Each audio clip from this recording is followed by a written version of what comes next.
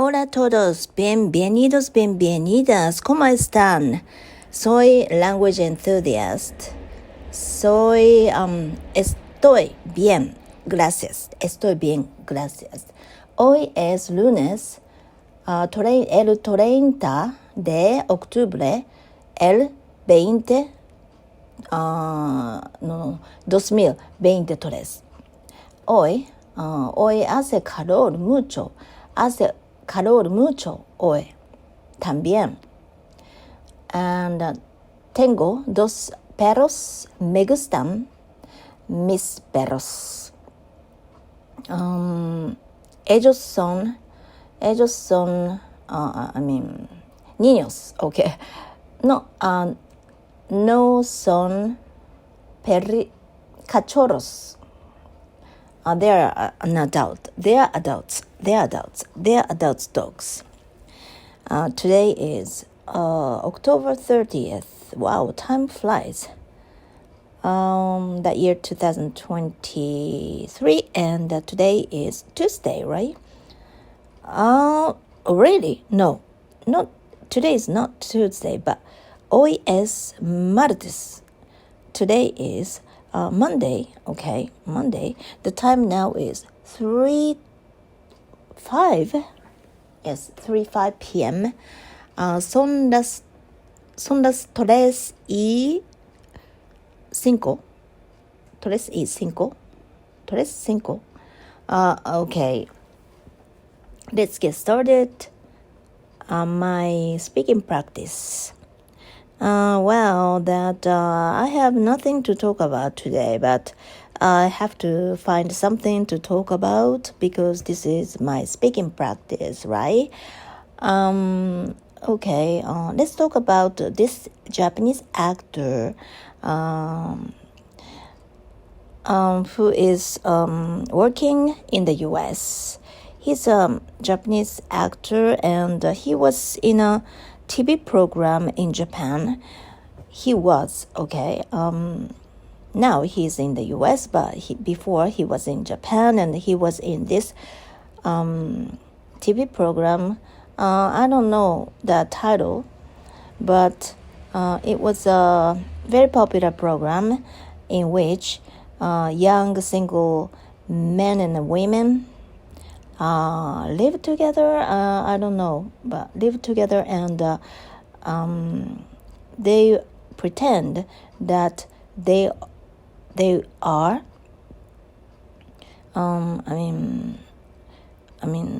boyfriends and girlfriends. They're couples, okay, and try to see if they really love.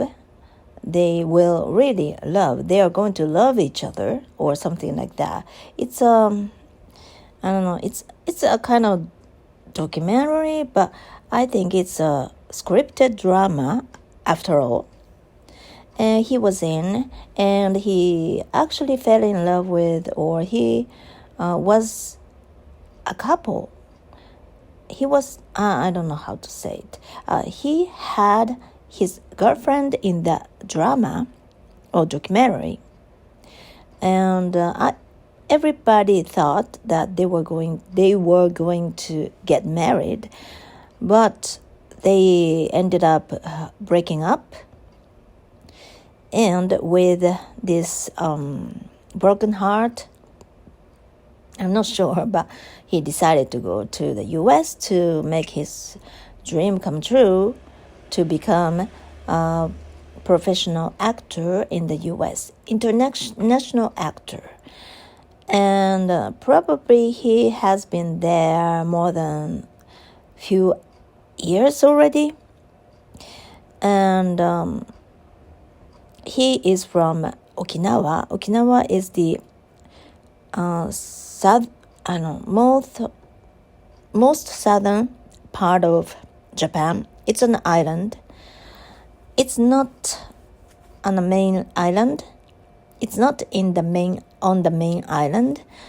It's an island, which is the southeast. Is it okay? Southeast. The most southern part of Japan. The temperature is quite mild, which is tropical. And I've never been there, Okinawa, right? I've never been there. About more than 10 years ago, my father and all our relatives, were planning to travel to Okinawa. And actually, I was the one at that time who came up with this idea of traveling with everybody, because at that time, it was not, a little later than 10 years ago. It wasn't, I don't know how to say this, it wasn't as before, as early as 10 years ago. It was about, the year 2013, 12. Okay, at that time, my father was planning to rebuild his own house in which I was born and raised. But I was living in a different place at that time. After I got married, I started living apart from my parents. And my mother passed away the year 2007 or so. And my father was still alive. He was quite healthy. After several years, my mother passed away in the year 2007, right? And as of the year 2012-13, it had been already 5 years or so, but my father was okay. But in Japan, I'm not really sure about the situation in other countries, but in Japan, it is often heard. I often hear that it is often said that if the wife passed away first, and leaving husband left. Because it's strange, right? Leaving husband, the husband will die pretty soon, because he's gonna be too lonely without the wife. Because in those days in Japan, it was okay for men to do nothing. To do nothing about house chores, because their job their main job used to be to work outside. So if the husband doesn't know even how to boil a water, it was considered okay, totally okay, because as long as he worked hard outside to earn money as the breadwinner. Okay, so probably it has something to do with it. Since husband doesn't know how to survive, right? So the wife passes away before him. He doesn't know how to survive, and he's lonely. I'm not really sure if he really feels mentally lonely, not only physically but also mentally. I'm not sure, because I think this only applies to the couples who are pretty getting along with each other, right? If the husband dislikes the wife, then what happens if the wife passes away, dies earlier than him? He will be quite happy, right? Because it gives it might give him much freedom, right? I'm not sure, but generally speaking, okay, women live longer than men in Japan. I'm not sure about the situation in other countries, but when it comes to the situation, longevity in Japan, men don't live as long as women do. So normally, husbands die faster than earlier than wives normally.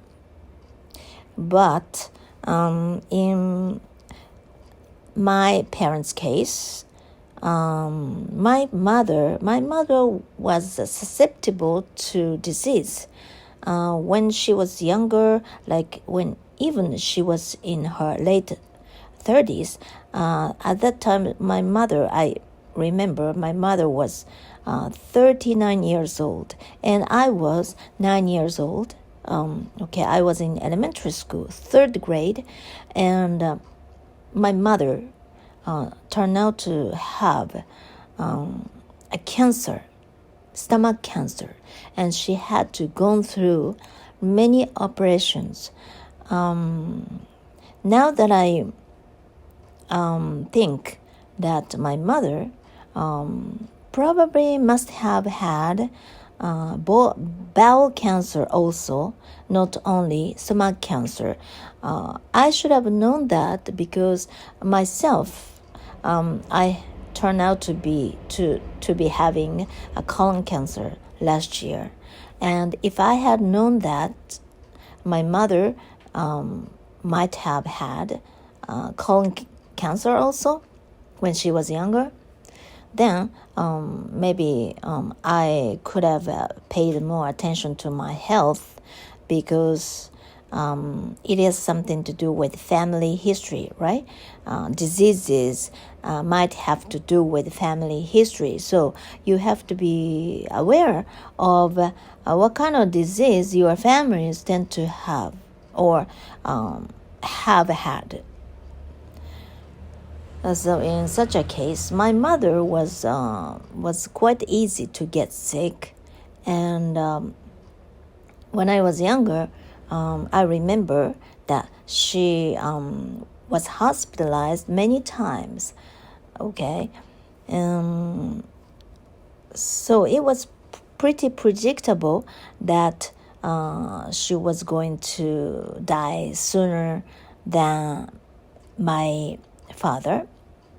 Okay, anyway, after my mother passed away, the reason that my mother died has something to do with the operation that she used to have when she was younger, because her part of her organs got stuck together because of the operation, and just after the operation it was okay, and for such a long time after the operation she was okay for such a long time, but she was in her 70s at that time, and her old scars inside her body, in her organs, started damaging, and it happened to her organs, and it didn't allow her to eat.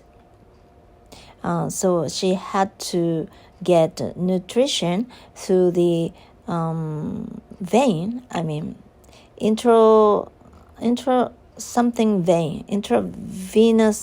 intravenous something, okay? But there are certain kinds of protein that you have to eat, you have to get by eating through your mouth as food or drinks. So because of this, my mother's condition was getting deteriorating. I don't know how deteriorated. Okay, the condition of my mother deteriorated got worse and worse, which was the main cause of her death, because she didn't have enough energy to even stand up at the end.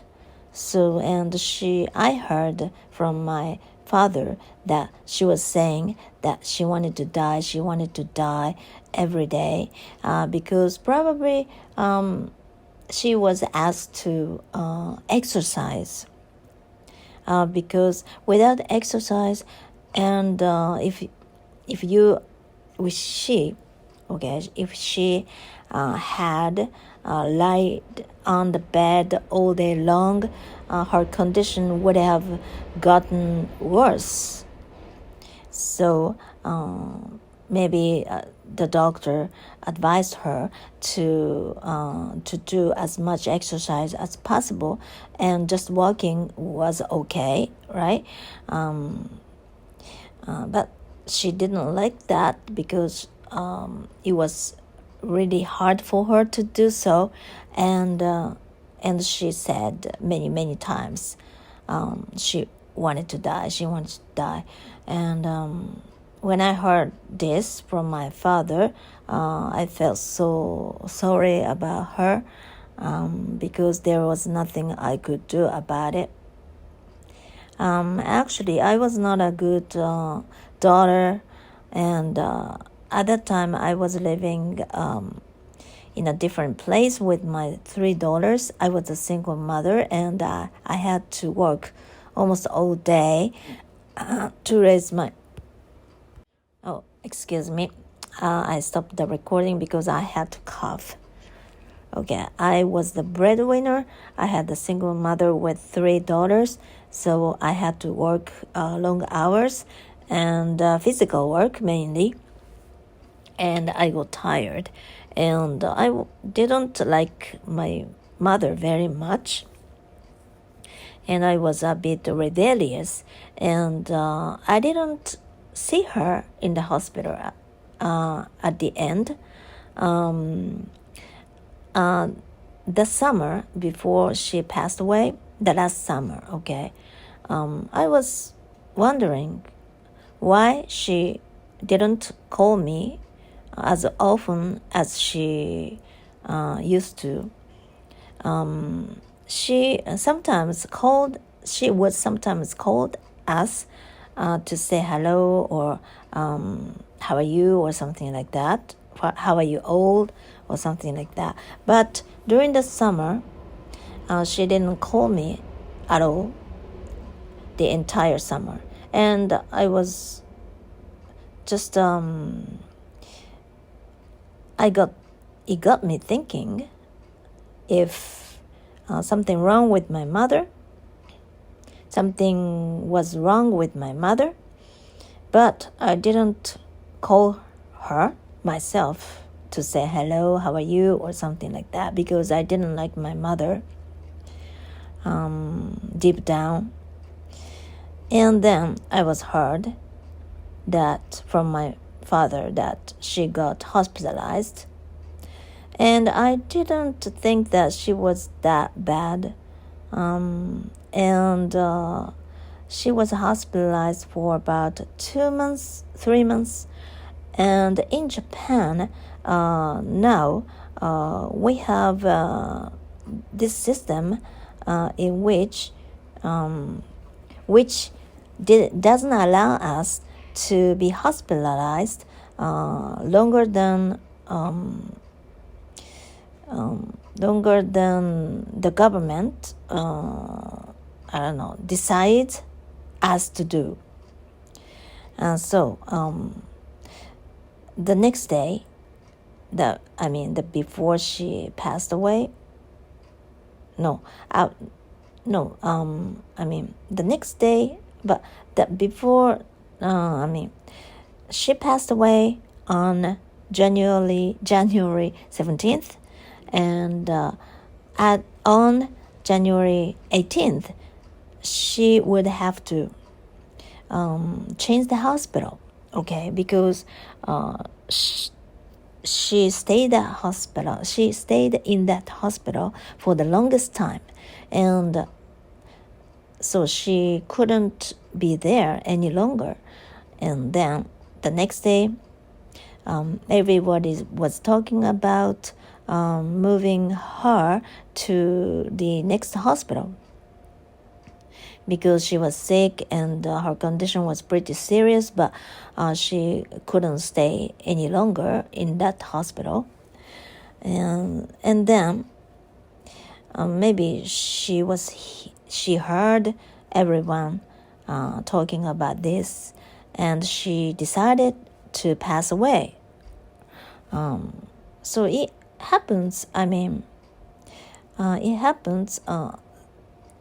I heard a story like, let's say the mother. Let's say someone's mother was sick, and the son, who lives abroad, hears the mother's condition, and he decided to come back to the country, and then the mother's condition was very serious, but she stayed alive until the son comes back. And when after the son comes back, she was relieved, and then she passes away. This kind of story, I often hear this kind of story, and it's very spiritual, but I think that you decide when you pass away yourself. It happens, I guess. I can't explain it thoroughly. What I'm talking about doesn't sound very convincing, but I think it happens. I believe that it happens. And anyway, after my mother passed away, my father really enjoyed his single life. But he decided to remodel or rebuild the old house. Because at that point, the house was already nearly 50 years old. It's a wooden house, and he is getting older. He was getting older, and in Japan, children, most of the time, children take care of their parents. And I have a brother. I have my brother, but he lives abroad, and he moves back and forth between being abroad and being in Japan, and he's very his life is very, I don't know what to say, very unstable, and unfixed. So my father and my brother, I don't think they are getting along well with each other. They are quite distant. Not physically, but also spiritually, mentally. I don't think they trust very much with each other. They don't trust each other. I don't think so. They don't trust each other. So my father wanted me to take care of him, I guess, more than he does my brother. And I was supposed to live with him, and but we had to clean the house before demolishing the old house. So that in order to have the old house demolished, we had to sort out things, and we had to choose something that we still need, and something that it's something that are okay to be thrown away or something like that, because there were tons of things in the whole house, especially my mother. When she was still alive, she tended to collect things, and I have the same kind of tendency, but my mother was an expert for collecting things, and there are tons of things in the house. And after my mother's passing away, my father didn't clean the house very much, and I sometimes visit his house to clean from time to time, but the dirtiness was too much that I couldn't keep up with it. I couldn't even catch up with it. And so, and my father has a lot of relatives. I mean, my father has 2 other brothers. He used to have more brothers and sisters, but in those days, like 1940s or 40s. Okay, when he was born, it was still 1930s. Okay, in those days, Japan was very poor, and they didn't have enough food, and especially before and after the World War II, and my grandmother, my father's mother, gave birth to more than 10 children. That was pretty normal in those days, though. But one by one, they died one by one because they got sick, and 3 brothers. Okay, 3 brothers were left, and my father was the youngest. Okay, in those days, still, of those 3 brothers, my father lost his oldest brother already about a few years ago, but his nearest brother, who couldn't speak, who can't speak, I don't know how to explain this, but he's not deaf. I think he can hear, but he can't speak. And he used to be very, very intelligent. Not used to be, but he was a very intelligent child. But and he was able to speak in those days. But he got sick one day, and he had a very high fever. And when he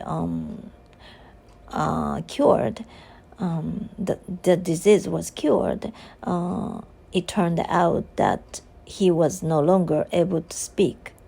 That was what happened to my father's nearest brother, who is probably 6 years older than he is.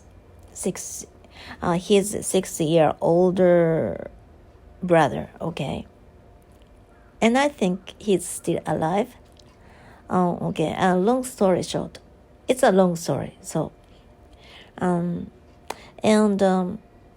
okay, the oldest brother has 6 children. How many? 2 boys and 4 girls. They are now pretty old, like they are in their 60s and 70s. They're pretty old. And the year 2012 or 13, when he decided to rebuild the old house, everybody, yes, I forgot to say this, but of those 6 people, they have their spouses, right? And in total, 12 people, okay? And so we have so many relatives because of this. And almost everybody got together to come to our house, old house, to help clean the house before demolishing it. And at that time, where was I? I forgot the beginning of the story. How the story began, I forgot. Okay, why am I talking about this? I tend to forget where I started. And okay, my parents, right? And I didn't mean to talk about this today. I just started talking and just let it go and play by ear. And now I'm in the middle of nowhere. I don't know what to say. But okay, my father was quite enjoying his single life, and he's a very easygoing person, going guy.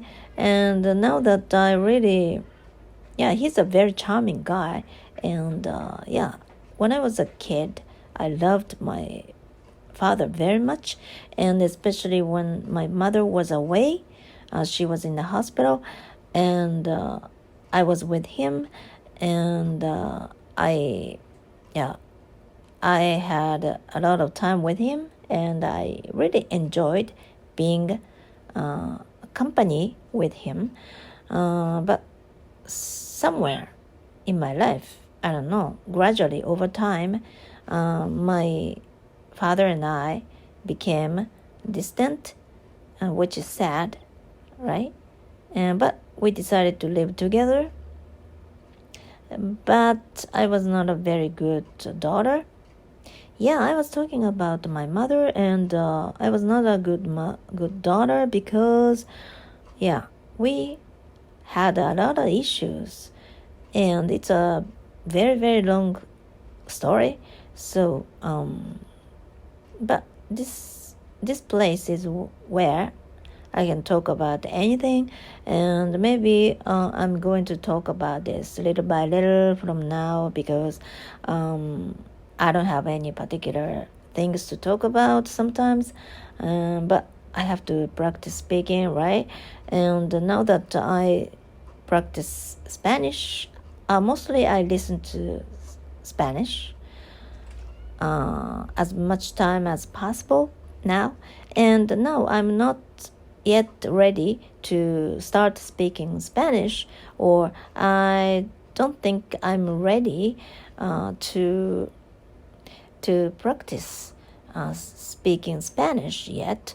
But when it comes to language learning, and compared to my Spanish, I realized that how much my English has become, how much better my English has become without knowing, because I can talk about mostly, with difficulty though, but I can talk about anything in English. I can express my thoughts in English with lots of difficulty though, and I really want to brush up or hone my English. And it's true, but still, it's pretty nice to realize that I can express my feelings in my foreign language. It's rewarding, right? It's rewarding. And now I'm working on my Spanish, and I'm sure that I will be able to speak Spanish in the very, very near future, because my mindset has completely changed over the course of these 2 weeks or 3 weeks.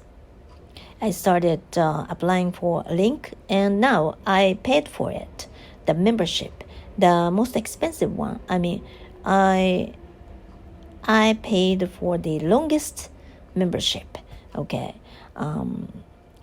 and so which means that I am going to study with the link for the next a little less than 2 years.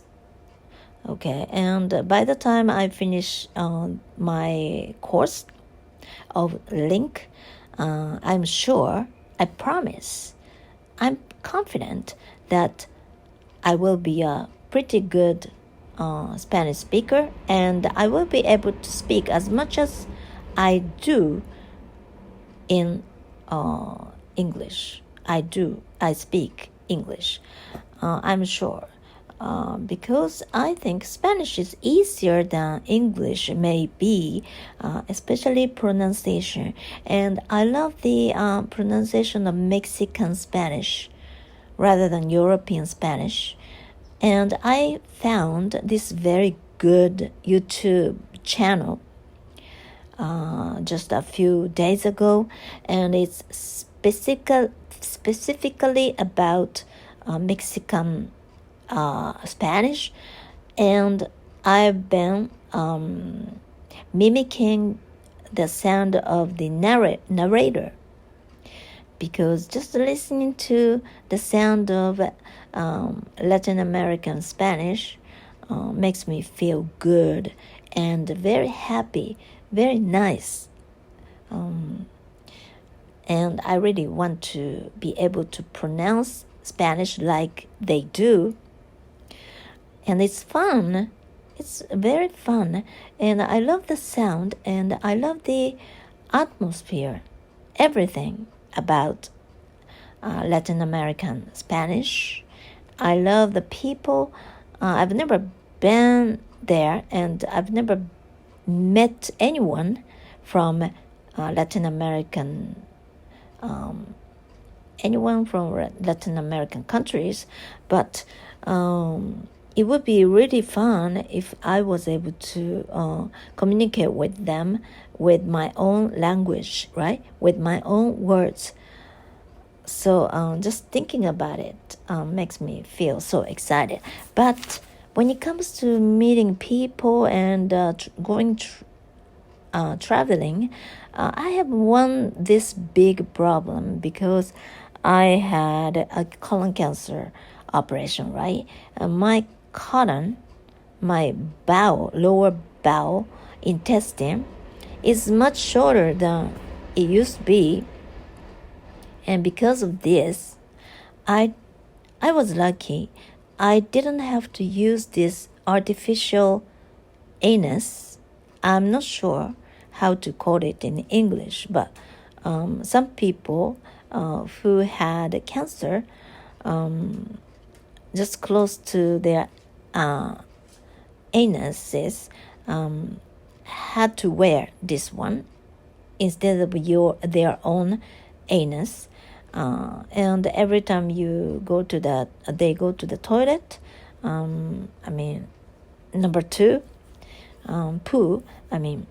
stool, they have to use that